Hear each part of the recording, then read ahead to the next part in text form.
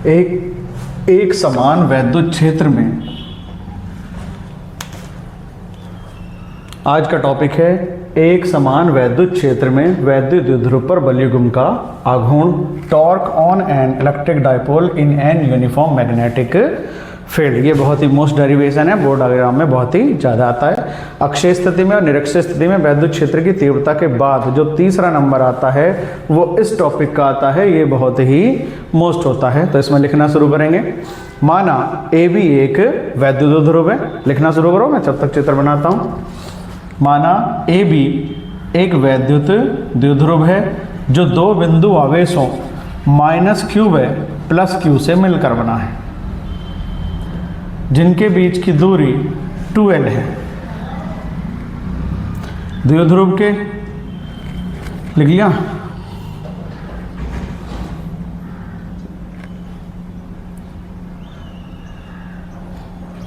दोबारा से सुनो। ए बी एक वैद्युत द्विध्रुव है जो दो बिंदु आवेशों -q व +q से मिलकर बना है,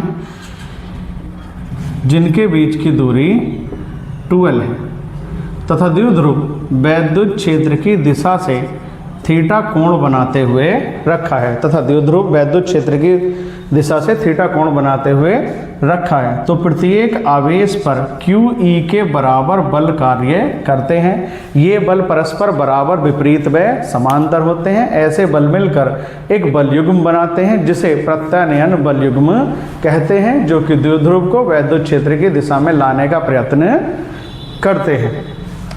देखो, वैद्युत क्षेत्र की दिशा बना लेंगे। ये क्या है? वैद्युत क्षेत्र की दिशा है। ये चित्र पहले इसलिए बना दिया गया है क्योंकि लाइनों के ऊपर ये वाली लाइन खींचनी है और इसे बनाना है दो लाइनों के बीच में जो आपका रजिस्टर होता है। तो इसे दोनों लाइनों के क्या बनाना है? बीच में बनाना है। और इस तरीके से ये वैद्युत क्षेत्र की क्या दिखानी है? दिशा दिखानी है। ये होता है एक समान वैद्युत क्षेत्र। और एक समान वैद्युत क्षेत्र का क्या मतलब होता है? यहाँ वैद्युत बल रेखाएं एक दूसरे के समांतर में क्या होती हैं? समान दूरी पर स्थित होती हैं। तो ऐसे क्षेत्र को क्या कहते हैं? एक समान वैद्युत क्षेत्र कहते हैं। क्या कहते हैं? एक समान वैद्युत क्षेत्र। तो इस तरीके से ये क्या है? एक समान वैद्युत क्षेत्र है। लाइनें बिल्कुल सीधी बनानी है, ध्यान रखना है इस चीज का। लाइनों के ऊपर ही क्या करनी है? लाइंस खींचनी है।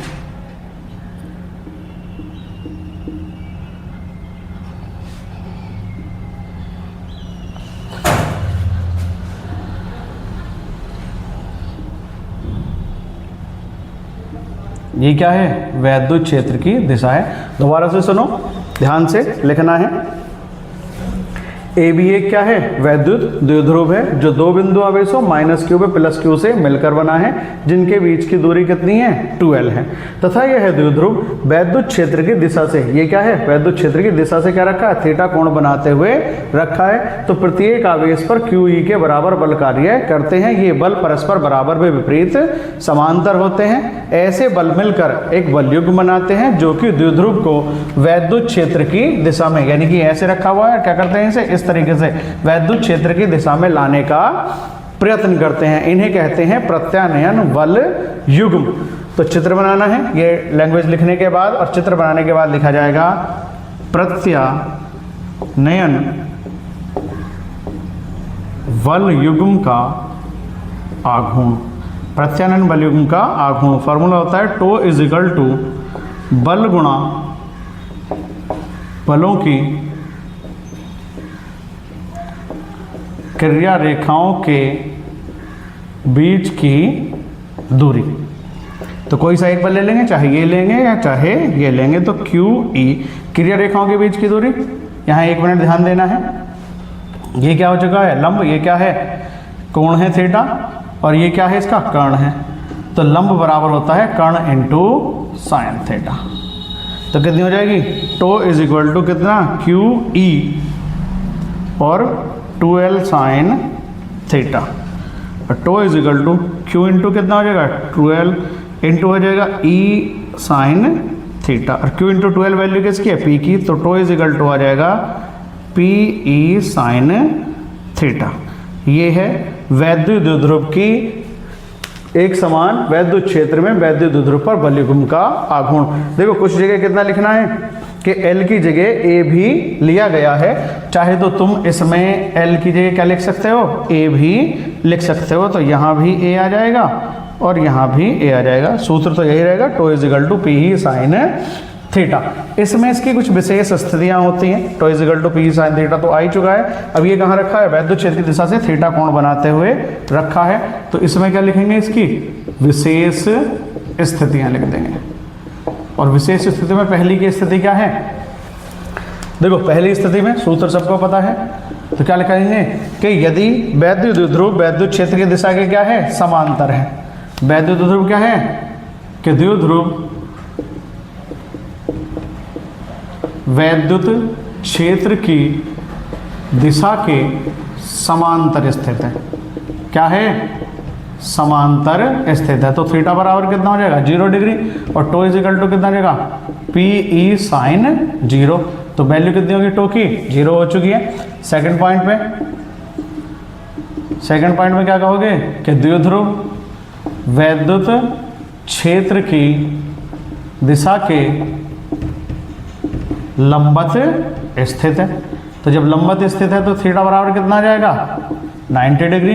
तो टो इज इक्वल टू कितना आ जाएगा, पी ई। इस स्थिति में टो जो होगा क्या आ जाएगा, मैक्सिमम होगा, यानी कि अधिकतम बल कार्य करता है। क्योंकि साइन की जो वैल्यू होती है वो क्या होती है, 1 होती है, जो कि अधिकतम होती है। अब एक और पॉइंट होगा, यदि द्विध्रुव वैद्युत क्षेत्र के विपरीत दिशा में स्थित है, यदि द्विध्रुव वैद्युत क्षेत्र की दिशा के विपरीत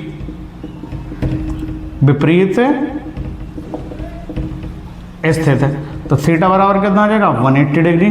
तो टो इज इक्वल टू कितना आ जाएगा, माइनस पी ई। तो इस तरीके से 3 कंडीशन इसकी होती है। अब देखो कैसे स्थित है, यदि वैद्युत क्षेत्र की दिशा में स्थित है तो ये क्या हो गया, द्विध्रुव, ये क्या होगी, वैद्युत क्षेत्र की दिशा। तो दोनों के बीच में कोण कितना हो गया, 0 डिग्री का। फिर क्या कर दिया इसे लंबवत, तो यहाँ क्या हुआ, वैद्युत क्षेत्र की दिशा, यह क्या हुई, द्विध्रुव की दिशा। एंगल कितना बनेगा, 90 डिग्री का बनेगा।